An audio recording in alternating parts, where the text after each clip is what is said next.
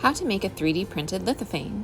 Originating in Europe in the 1820s, a lithophane is an etched or molded artwork on a very thin, translucent piece of porcelain that can be seen clearly only when held up with a light source.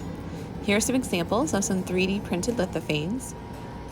As you can see, they look a little funky, but then you hold them up to the light and you can see the image. So I took a picture with a very plain background. It's best not to have a lot going on in the background behind your face or behind your subjects. And I chose this orange semi-translucent PLA and we loaded it into our Ultimaker. Then we use a free online browser-based program to edit our model and also to turn our image into the lithophane model. We always want to make sure we go to model settings and we had the positive image selected. Everything else should be the same. You shouldn't have to make any other edits, and we'll download. We'll load it into our Ultimaker program and then onto our machine.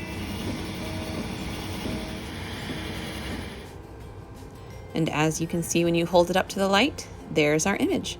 You can make lithophanes at the Innovation Studio during open hours on Tuesdays and Wednesdays from 10 to 2 p.m. Feel free to stop by.